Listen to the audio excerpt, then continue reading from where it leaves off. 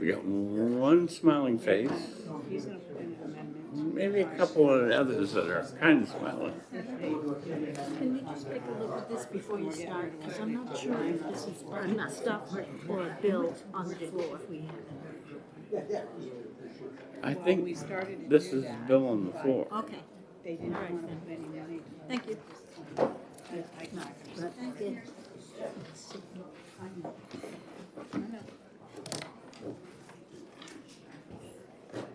Which one are we doing? I'm gonna-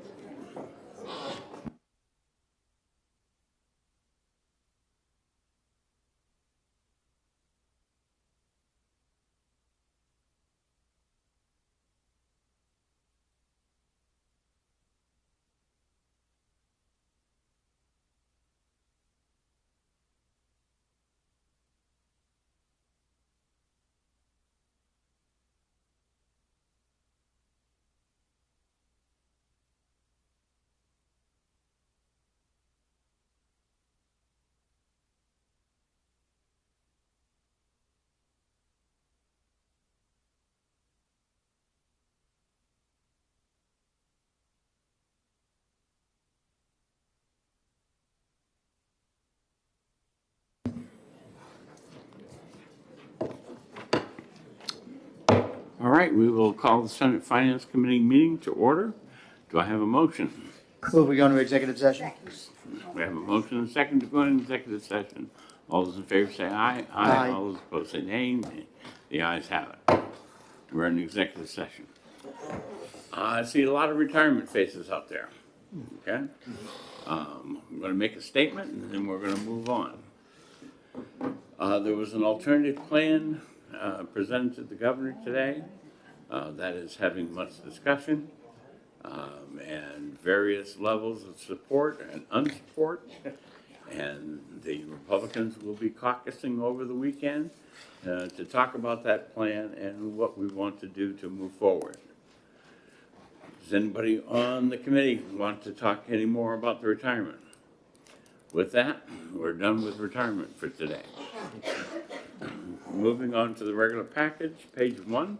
Mr. Chair, on page 1, under Department of Revenue Administration, item number 1, I'd move auto pass. Senator Lang and Senator Pearl. All right, either one. All right, further discussion on item number 1. If I may, Mr. Chair, to explain what we're doing. So again, each year we look at the revenue as it comes in from the various business entities and our spending as it relates to it. And we balance the budget to how much money goes in the Education Trust Fund to make sure that all the items in the Education Trust Fund are taken care of and not maintain a large surplus balance. And so we can use the money in the general fund. And so this year, based on the way the revenues are predicted and the sources they're coming from, it allows us to adjust it. And we're going to go from what is current law of 41% to the Education Trust Fund and 59% to the general fund. We're going to change that to 35.5% to the Education Trust Fund and 64.5% to the general fund. And that will allow us to meet all our obligations of both education as well as the general fund. Senator Rosenwald. Just a question. Do you know what the ending balance in the ETF will be?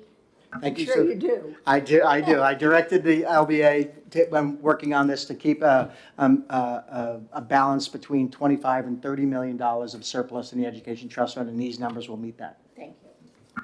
Further discussion? All those in favor say aye. Aye. All those opposed say nay. The ayes have it. Moving on to the Housing Appeals Board. Move on to pass on item number 1. Senator Lang, Senator Pearl. The Housing Appeals Board.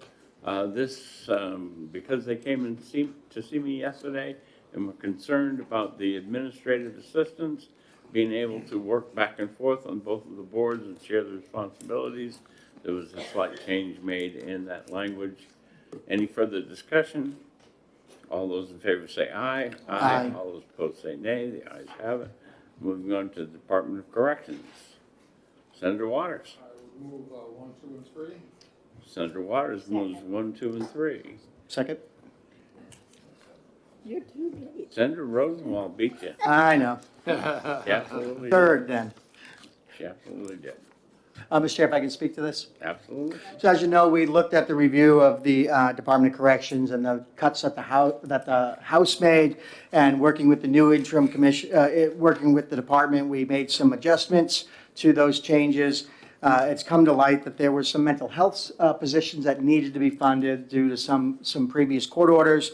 And so what Senator Waters brought forward, I met and spoke with Commissioner Skipper, the interim commissioner, and he asked that we restore all the positions and fund 4 of them that are critical, and that will allow him some on the 4 unfunded positions to be able to move people around as he sees fit.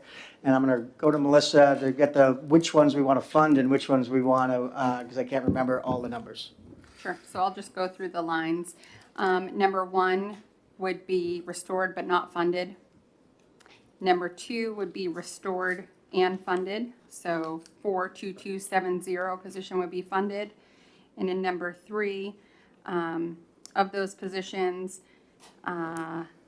position, the first one, 12879 would be restored but not funded. Position 19938 would be funded. Position 41465 and 44283 would be funded. Position 16929 would be unfunded but restored, and position 42271 would be restored and unfunded. Mr. Chair, the net impact of that is for both numbers 2 and 3 are $1,005,583 in new spend. All right, does everybody understand what we're voting on? Any further discussion?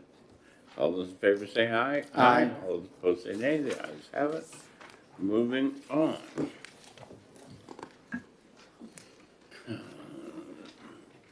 Senator Rosenwald. Yes, thank you. I'd like to move item number 1, and I understand there might be a friendly amendment. I'll second that, and I have the friendly amendment. Okay. So in working with Senator Roosevelt, I'd like to see this move forward, and she's agreed to cut the funding in half. So $2.5 million per year for a total of $5 million over the biennium. All right. Everybody understand what we're doing? Okay. All those in favor say aye. Aye. All those opposed say nay. The ayes have it. I have number 2 and 3A being removed to the list as long as we do 3B. Is that the status as the rest of you understand it? Yes. Okay, Senator Pearl moves, And I'll second. and Senator Ennis seconds, and we'll be removing those 2 and passing 3B. All right, if I may speak to 3B. Absolutely. So when reviewing section 222 of HB2, I found 3 things that concern me that I've changed with this amendment that you see on page 17. We will be, one of the concerns, this is dealing with the $3.50 per ton fee that we would be applying to all solid waste coming into our landfills and waste to energy facilities. The concern that I found was that we weren't returning the money to the municipalities through the grant process only yearly. And that could really screw up their local budgets. So this amendment would require that quarterly they could apply for that grant and be returned, so that they would only have 1/4 of the year's of that cost out on holding on their books. And so I felt that would be fair. Additional issue that I found was that the fee for someone who's late with a payment, which would be one of our, again, solid waste management facilities, was $25,000 a day. I thought that seemed excessive, so I put it down to $1,000 a day. And the third thing that I did is the way that it was structured. It was requiring these solid waste facilities to make the payment. They were financially responsible for it. Well, some of these facilities have long-term contracts already in place, and they would not be able to recuperate that. And when, in my conversations with stakeholders, it could cost some of them more than $2 million a year in their revenue, which is not what the intent of the bill was. The intent of the bill was to have the generators of the trash paying the fee, not the facilitator who is putting it in the ground. So this bill language would change it so that the haulers coming in, the transporters would make the payment to the facility, very much like our rooms and meals tax structure. Those solid waste facilities would aggregate those funds that come in from the haulers and quarterly submit those, and then the municipalities can apply for their grants. So that is what the amendment does. Questions, concerns, comments? All those in favor say aye. Aye. All those opposed say nay. The ayes have it. Mr. Chair, I'd ask you to leave section 4 on hold.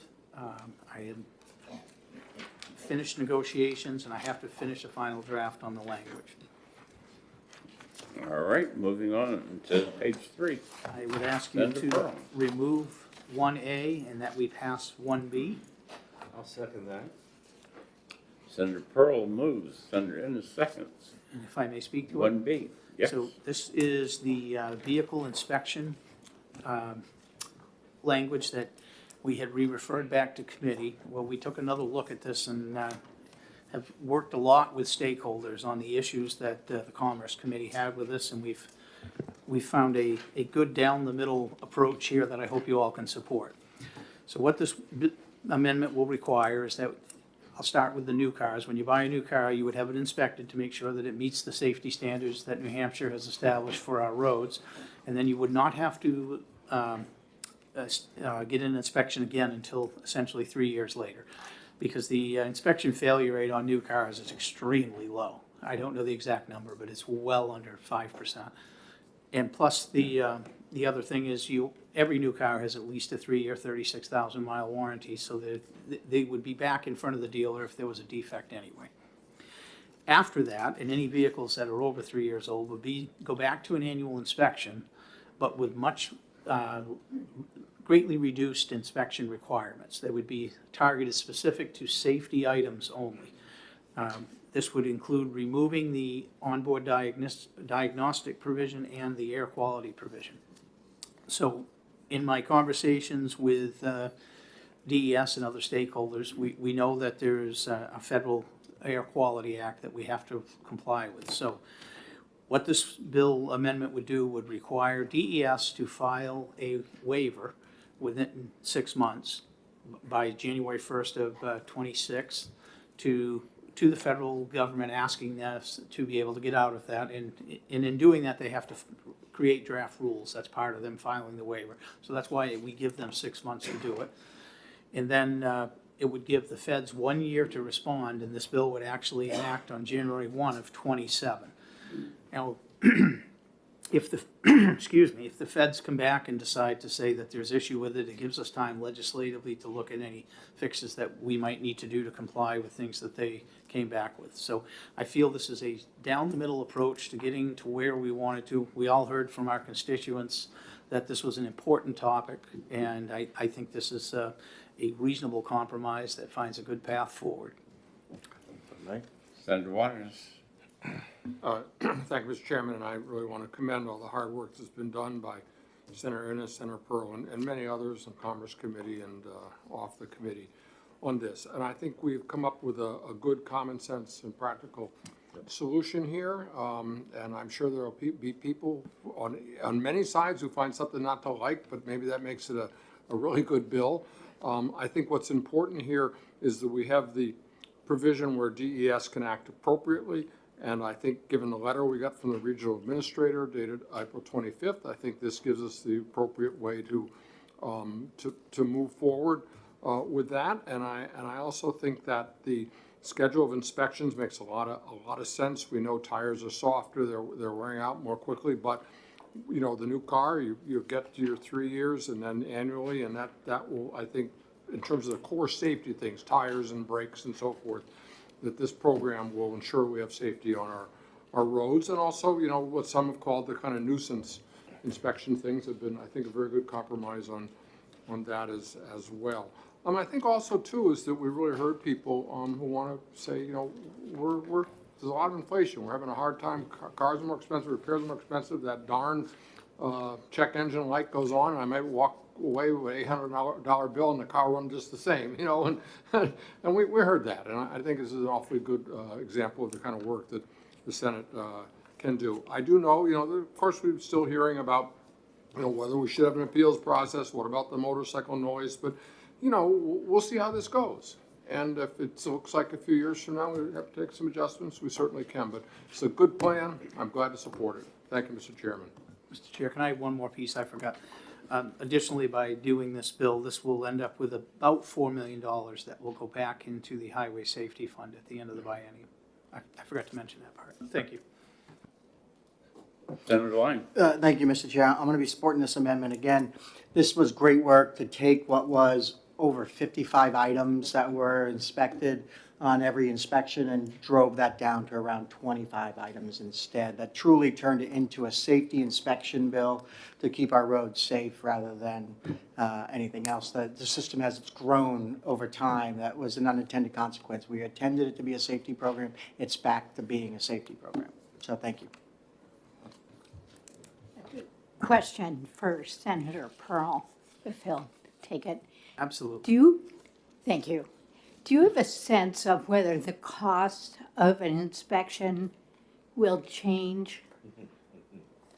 Or will it be like the tobacco tax decrease of some years ago where? I believe we put a cost in here, and I apologize, I don't have it right off the top Did of we? my head. I didn't think so. see it. I think we moved it to $60. I saw that the cost had to be posted, but I don't recall seeing what I was just curious whether the cost would go down. No, I don't believe they go down. I apologize, I may have to find it. It may take me a moment. I'm sorry.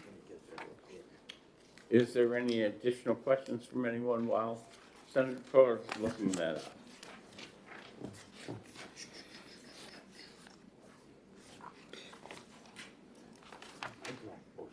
$60.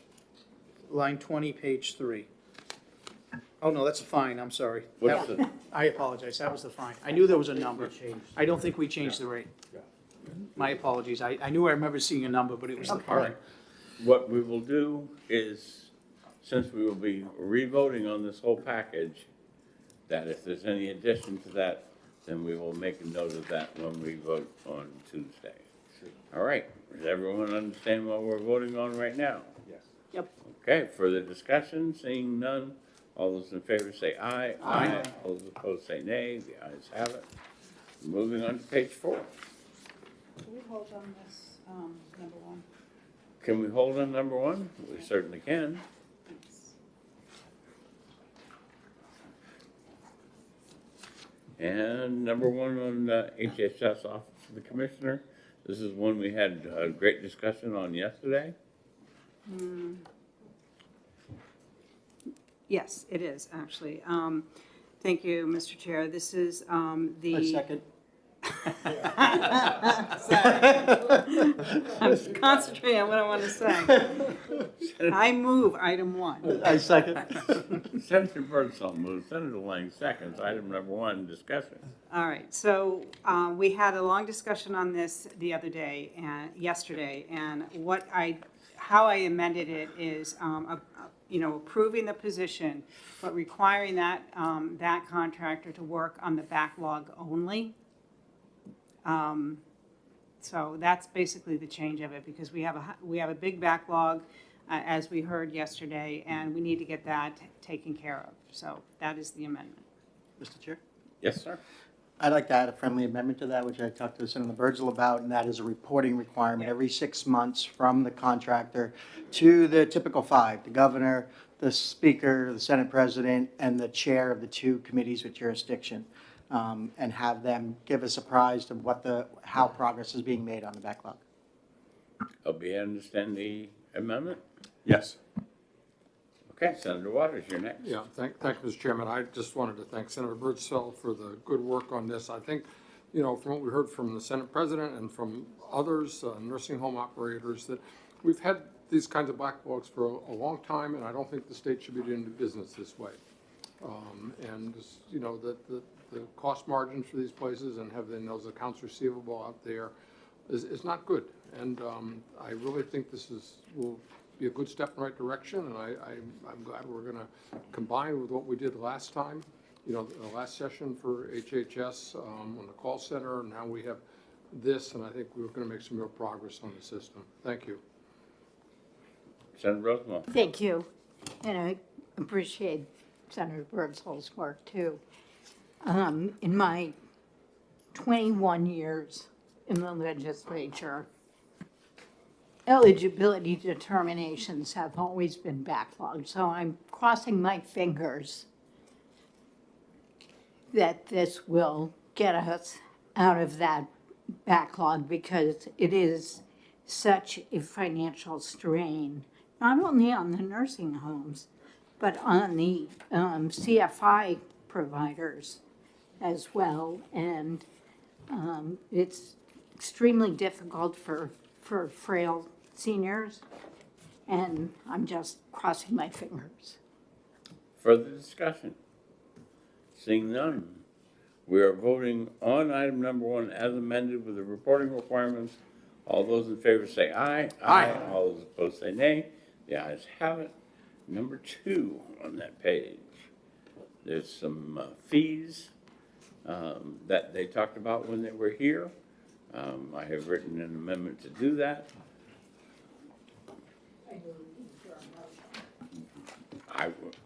Unless you want me to make the motion, I can do that. No, I would move it. Second? Senator Rosenbaum moves, Senator Lang seconds. All right? This will bring in an additional $800,000 approximately. Any further discussion? All those in favor say aye. Aye. All those opposed say nay. The ayes have it.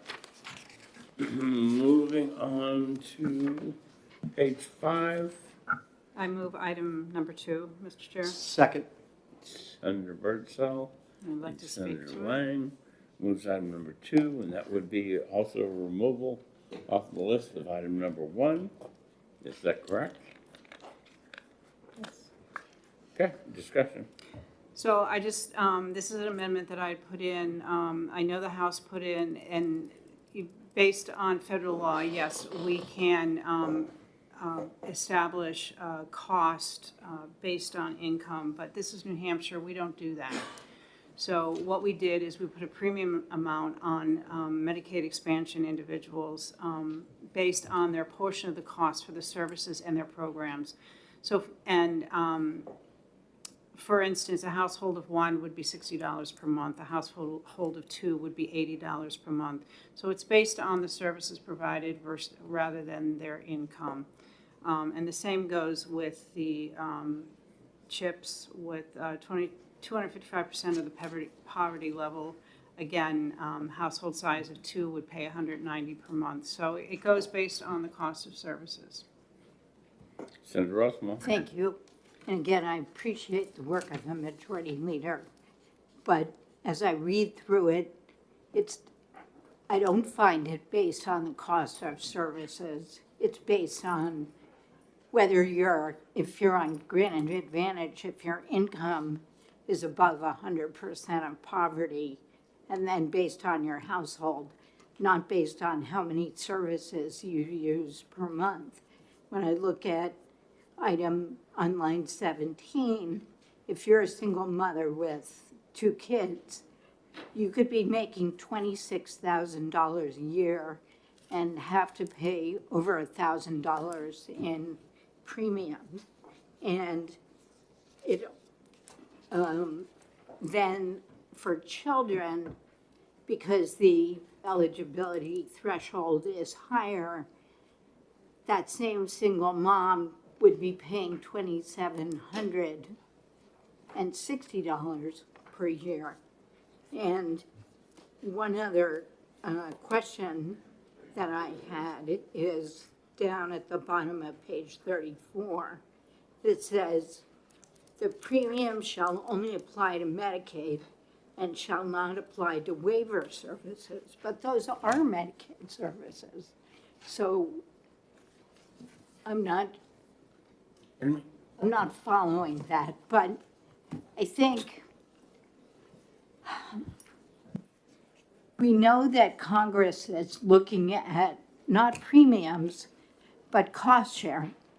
And so the department has said people would not be subject to both premiums and out-of-pocket costs. But I don't know how the providers would know which patients they could charge a copay to, because I don't see the MCOs mailing out new health cards every month. And you do have to report a change in your income quickly. I continue to worry about people losing access to substance use disorder treatment, mental illness treatment. I worry about parents dropping their own health insurance to make sure their kids can stay on Medicaid with the premium. And I just, for those reasons, even though it is better, I still can't support it. But I appreciate your work. Comments from the department? Sure, I think on the issue of granted advantage, our intent is still to apply for a waiver to do premiums only. I think we'll endeavor to try not to do cost sharing, because cost sharing is much more expensive to administer. It is more difficult for providers, causes more uncompensated care. And we would not, unless we're forced to by federal law, want to do both. Senator Waters, I saw your hand first. Thank you, Senator Chair. Rosenwald, she's already spoken once. So you get first. Anything I could say, she could say better. So I do want to, also want to thank Senator Birdsell for this approach. It is, I think, much better than the one we had previously. I share Senator Rosenwald's concerns about, a certain person, a certain income, what percentage is it, what will that mean in terms of their budget, and whether they're going to have to either drop out of the program or not be able to get the groceries that week or so on. And I think in some ways, whatever we do is going to be kind of an experiment, because we know we had difficulties last time in trying to find folks when, the ARPA plan ended, and we had to see who was still eligible for registration and so forth. I wonder here, too, whether we will find that this is cumbersome, expensive, and if people are dropping off, which then will mean we'll have a rise in costs of folks showing up at the emergency room. So I wondered on this one, as on the previous one, whether it would be a friendly amendment to ask for a report every 6 months on those factors as to success in collection, and also whether we, what we see about people who have been on the program and then leaving it after the after these rates were So you would applied. like a report every 6 months Yes, sent yeah. to the Senate President, the Speaker of the House, and the chairs of the committees with jurisdiction? Yeah. Understood? Yes, we can do that. Thank you. Thank you. Anything else, Senator? I'm done. All right, Senator Rosenwald, you're Thank you. back to you. And two questions for the department, if I could. Thank you. So could you please explain to me what lines 30 and what basically line 20, You need to give them a page number first. page 34, lines 29 and 30, that the premium shall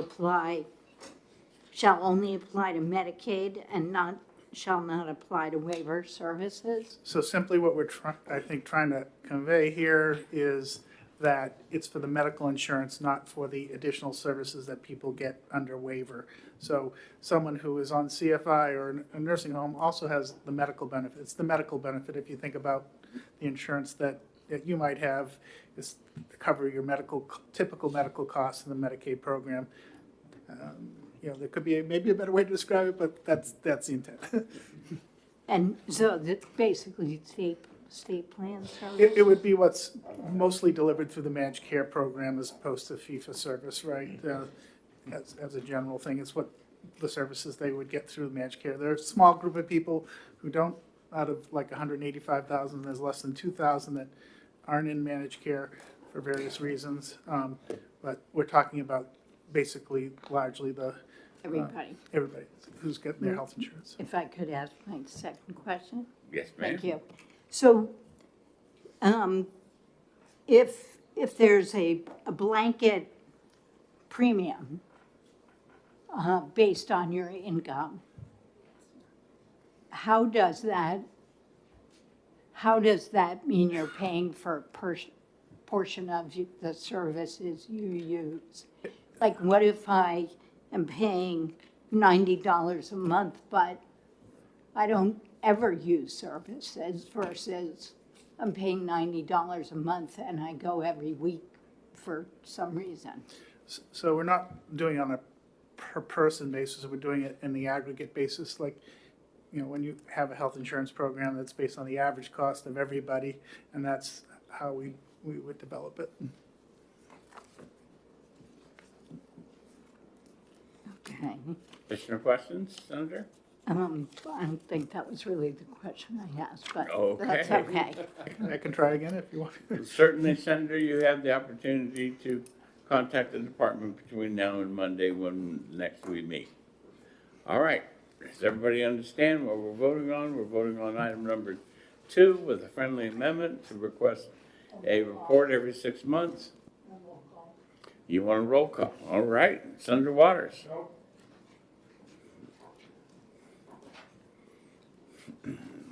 Senator?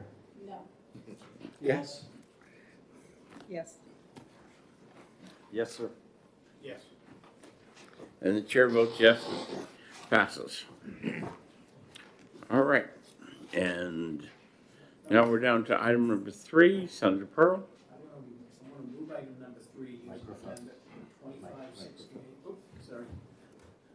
I want to move item number 3, but I want to use amendment number 2568, which is the original bill for number 130, Senate Bill 135, but I'd like a committee amendment to, so that there's no appropriation in this bill, and there is the possibility that it will cost them money. There's a likelihood it will, so I'd like to be able to authorize the department to go to fiscal and reallocate funds from other areas where if they find they have an excess. Second. All right, we're going to take a slight pause, let you guys read it. This is essentially Senate Bill 135 that we passed on the floor.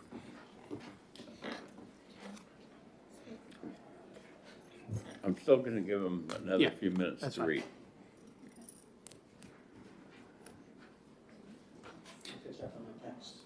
Okay. Catch up on your tax.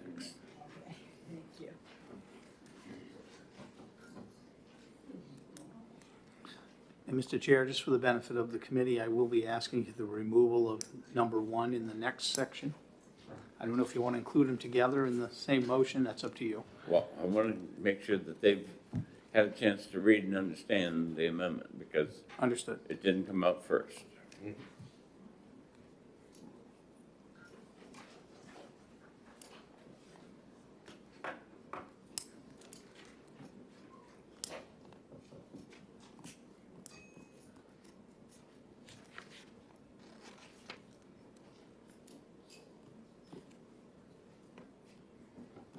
Can I ask what happened to the original bill? Sure, we passed it and laid it on the table for consideration in finance.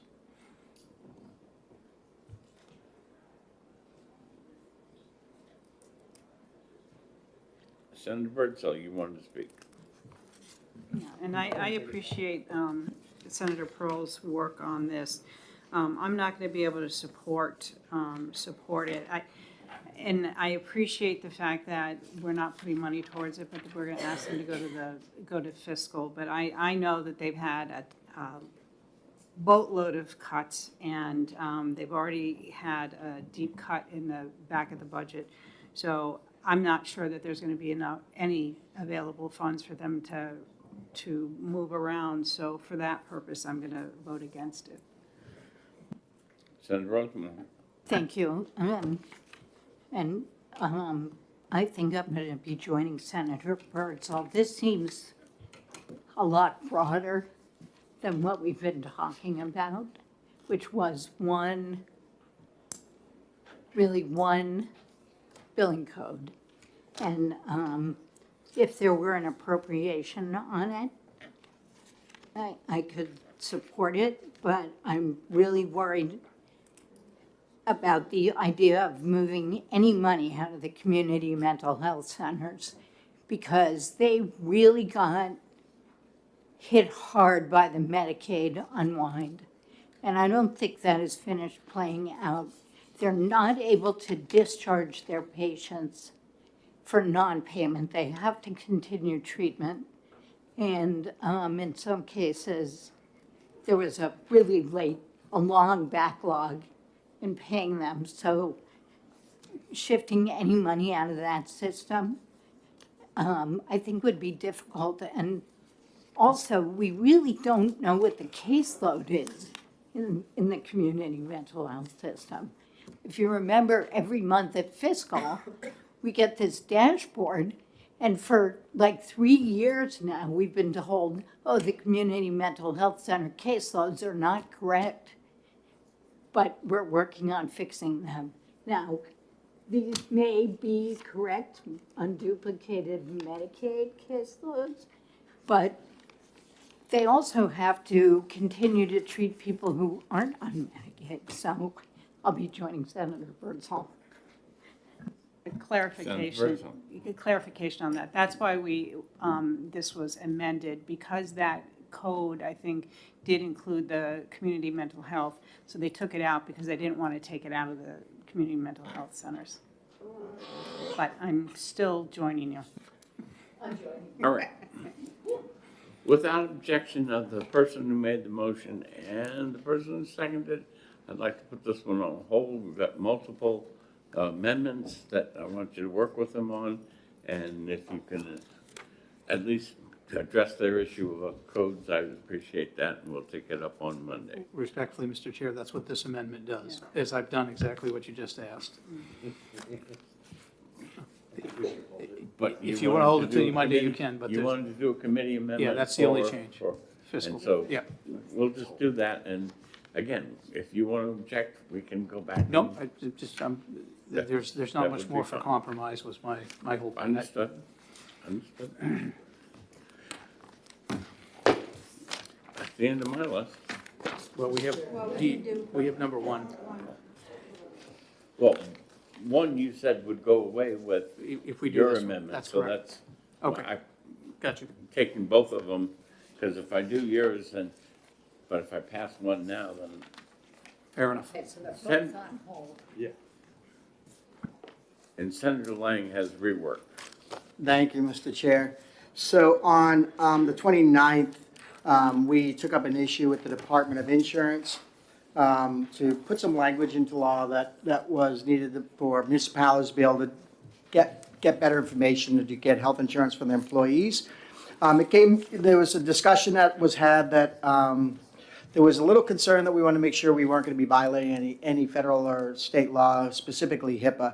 And so I sent the language over to Commissioner Betancourt, asked him to review it, and he came back with just a simple little ad. It's the highlighted section on that page. It just says, to the extent such disclosure does not violate state or federal law. And asks as an amendment to that previous motion to add those words into the amendment. Senator Lang moves. Senator Ennis seconds.